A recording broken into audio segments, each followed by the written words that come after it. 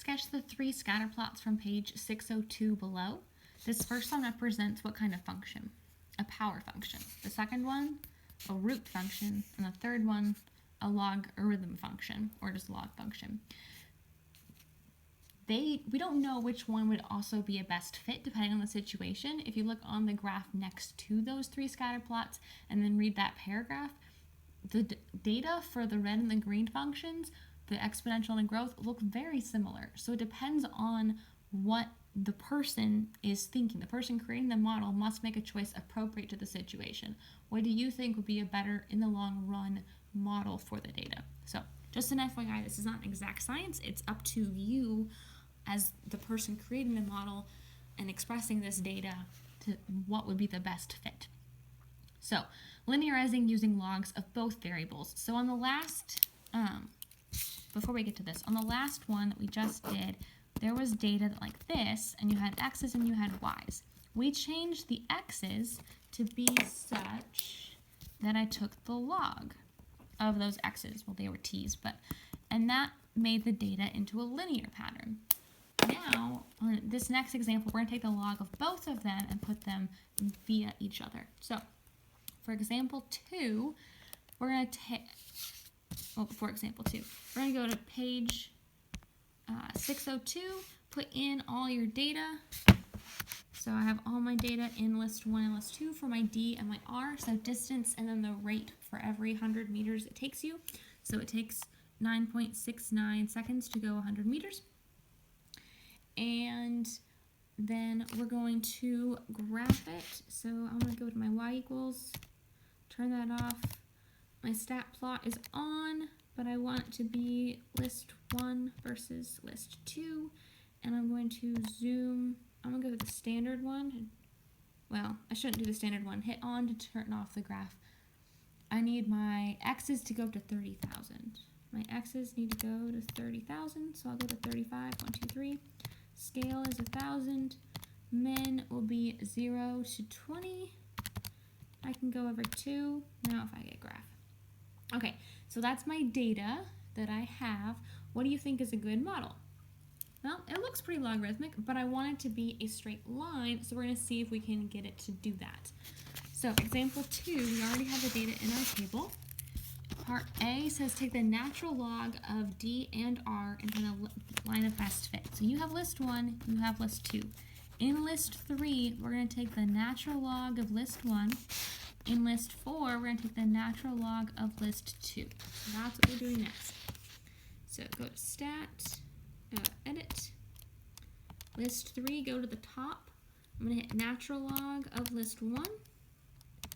And then in list 4, I'm going to do natural log of list 2.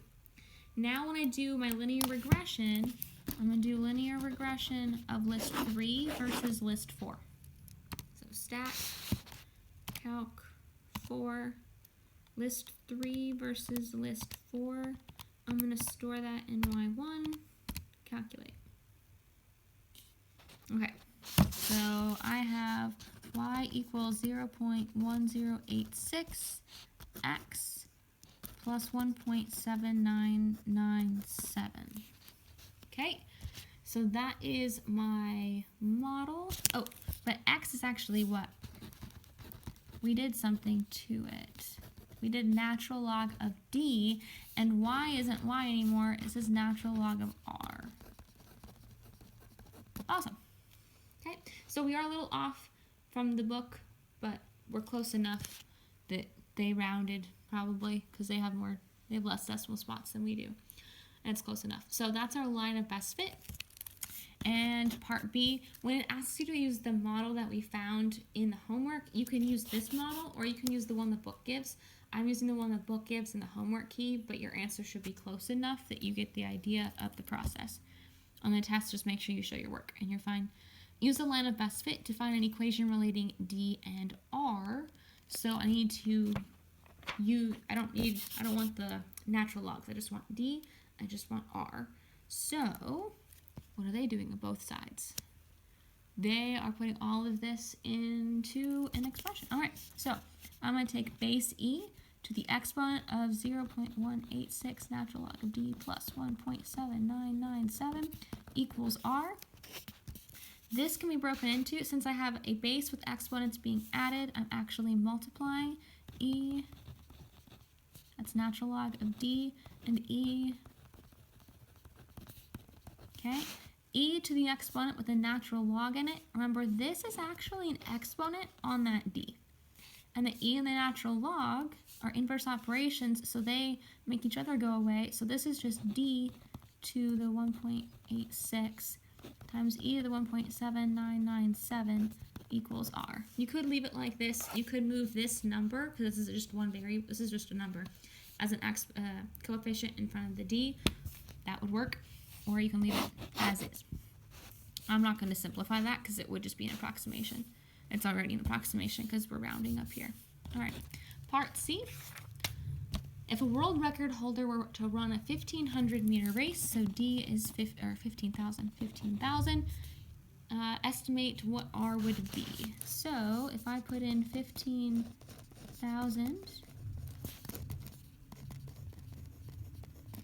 what is R? So second equate, 15,123 to the power of 0.186 times second e to the power of 1.7997. Oh, I forgot the 15 part. 15 to the 0.186 equals times e to the 1.7997. There we go. 36.17, I'll put approximately, and this is in seconds to travel 100 meters. Awesome. Or to travel 1,500 meters.